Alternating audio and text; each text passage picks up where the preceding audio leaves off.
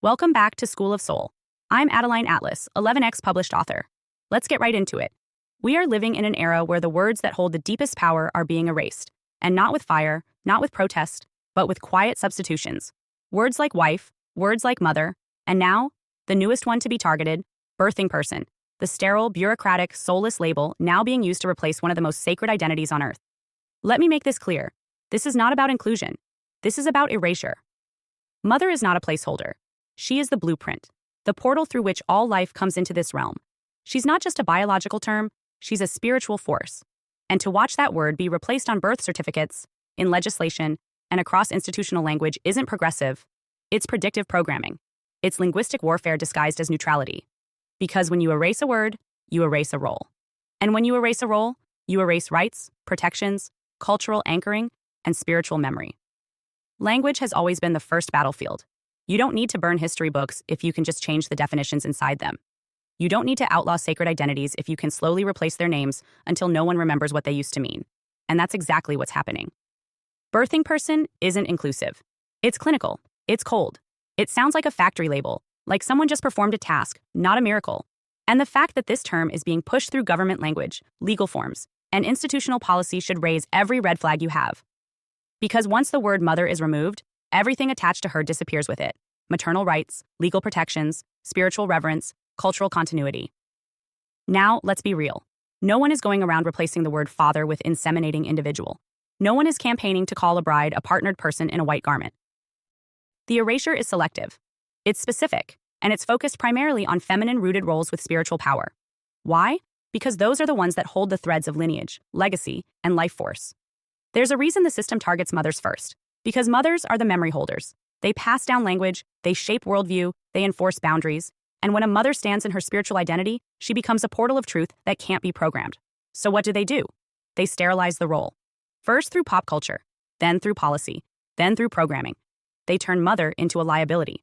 They make you feel guilty for insisting on the term. They paint it as outdated, oppressive, exclusionary. But there is nothing oppressive about knowing who you are. And there is nothing inclusive about demanding that sacred words be flattened to accommodate systems that are more concerned with image than essence. Let's go even deeper. This isn't just cultural, it's legal.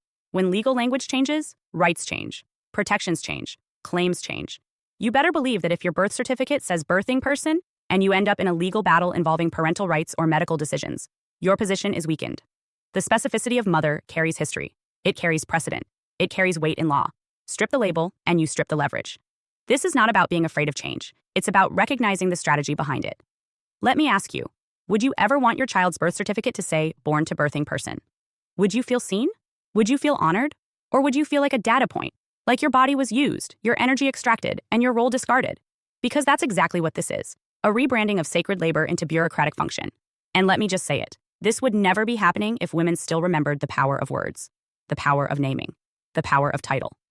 Titles are not accessories. Titles are spiritual contracts, and the word mother is not just a noun, it's a role in the cosmic order, a living embodiment of divine feminine force, a mantle that carries energetic weight. To be called mother is to be acknowledged as the gatekeeper between spirit and matter. To be called wife is to be acknowledged as a covenant partner in divine union. To be stripped of those words is not neutral. It is intentional disempowerment. And it starts with language. Language is ritual. Every courtroom knows this. Every religion knows this. Every system of power on earth knows this. You cannot write law, cast spells, or govern people without first governing the language they use. So when you see words like mother being replaced, do not shrug. Do not say it's just a term. Because today, it's a term. Tomorrow, it's a role. And the day after that, it's gone from every form of record. I'm not interested in policing how anyone else identifies, but I am defending sacred vocabulary. This is not about politics. This is about spiritual lineage. And the words we surrender now will not exist in our daughters' dictionaries. That's the real consequence. So no, I will not be called a birthing person. I will not be erased from my own miracle. I will not allow medical bureaucrats or legislative bodies to rename the most powerful role on earth like it's an administrative task. I am a woman. I am a mother to all I create. And I will never give up that title. Not for comfort, not for compliance, and certainly not for appeasement. The womb is not a trend. It is the original altar. And if we don't protect its language, we lose the contract. Welcome back. I'm Adeline Atlas, 11 times published author, and this is the Soul series, where we go beyond the surface of self-help, beyond the noise of the mind, and straight to the intelligence of the soul. This is not a motivational series. This is a remembrance. A return to the part of you that never forgot why you came here, even when the world tried to make you forget.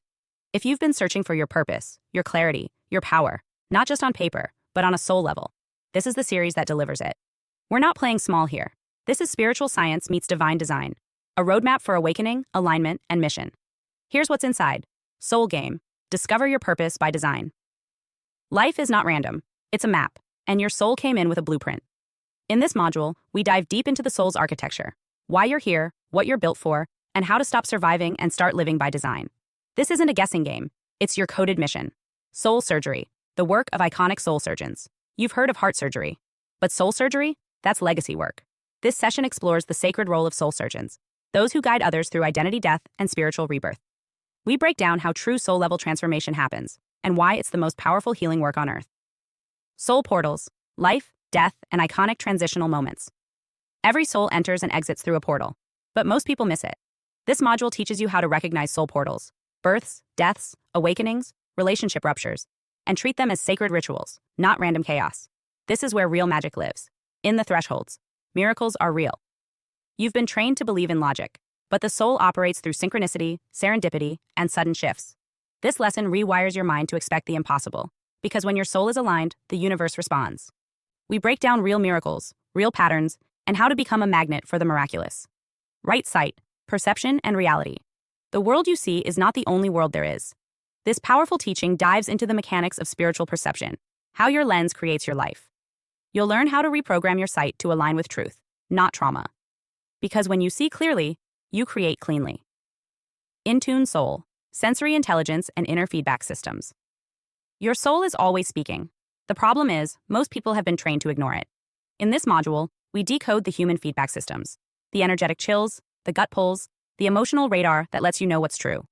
You'll learn how to tune in with surgical precision and follow your soul in real time. This isn't spiritual fluff. This is soul-level precision training for the modern mystic. Whether you're in a rebirth, a dark night, or finally ready to step into what you really came here to do, the Soul series will take you there. This is the map for the ones who were never meant to fit in, because they were meant to lead. If you've been waiting for your signal, this is it. The Soul series is open now. Your soul remembers. Now it's your time to remember too. Let's move.